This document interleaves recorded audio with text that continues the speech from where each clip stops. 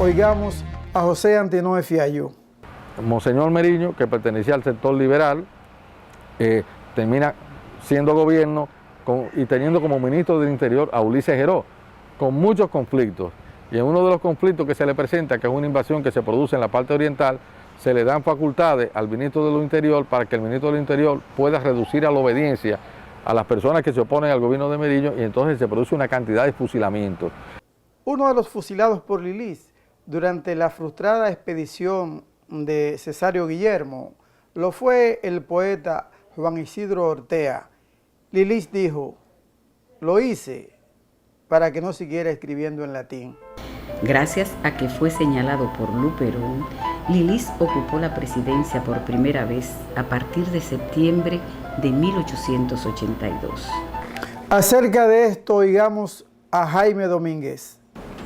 El primer gobierno de Lilis fue del 1 de septiembre de 1882 al 31 de agosto de 1884. En aquella época eran 2 años, porque eran tantos los candidatos, los presidenciales del Partido Azul o Nacional que dirigía Gregorio Luperón, que Luperón decidió que fueran 2 años, tan solo el periodo presidencial, para dar más posibilidades a los diversos presidenciables del partido a llegar a la primera magistratura del Estado. Las tarjetas de presentación de Lilis eran excelentes. Fernando Arturo de Meriño, de quien fue su ministro de Interior y Guerra, y sobre todo Gregorio Luperón. Nadie pensaba en la transformación que se iba a operar en este personaje.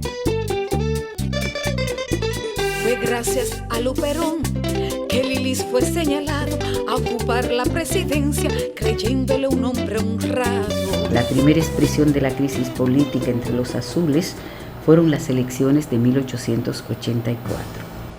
Para las elecciones de ese año, el bando lilicista presentó el binomio Francisco Gregorio Villini para presidente y Alejandro Bosch-Gil vicepresidente, mientras el otro bando, que contaba con el apoyo del jefe del partido, presentó a Casimiro de Moya a la presidencia y al general Segundo Invert a la vicepresidencia. Luperón quería poner a de Moya a gobernar, pero Lilis con un fraude a Villini hizo ganar. En efecto, Villini estableció un gobierno de unidad, respetó las libertades públicas. Al verse sometido a fuertes presiones, prefirió renunciar en mayo de 1885 sin que completara su periodo presidencial.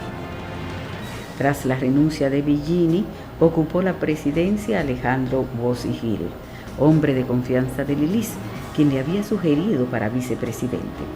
De esta manera, el control de la situación quedó en poder del bando lilicista. Durante su breve mandato, Bosch-Gil ordenó que Lilis enfrentara en Azua la última rebelión del general Guillermo, quien, al verse acorralado por las tropas del gobierno, decidió suicidarse en la guerra. Lilis creyó que había llegado el momento de regresar al poder y presentó su candidatura acompañado del general Invert a la vicepresidencia. Por su parte, Casimiro de Moya presentó la suya, acompañado de Villini para vicepresidente. Los seguidores de Moya fueron perseguidos y encarcelados en muchos puntos del país, y el mismo día de las elecciones hubo un claro uso de terrorismo político y un fraude colosal a la hora de contar los votos depositados en las urnas. Al verse de nuevo engañados, Moya y sus seguidores, que eran la mayoría del país, se prepararon para la insurrección. Como vio al pobre de Moya por el fraude sin razón, lo escribió el poeta Liz en versos a continuación.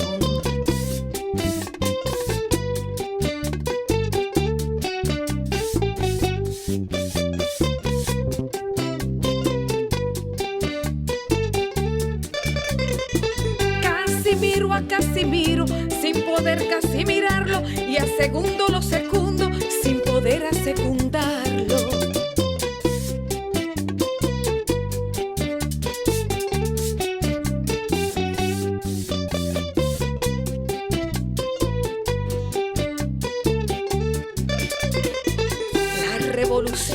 Moya fue derrotada en un tris, comenzando la llamada dictadura de Lilis.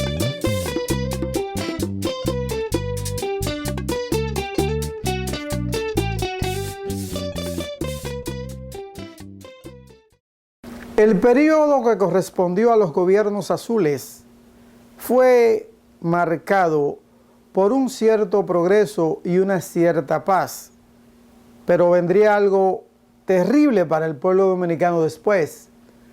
La dictadura de Ulises Seró Lilis, una de las más sangrientas que hemos conocido, que no tuvo límites, como se verá en el capítulo que sigue.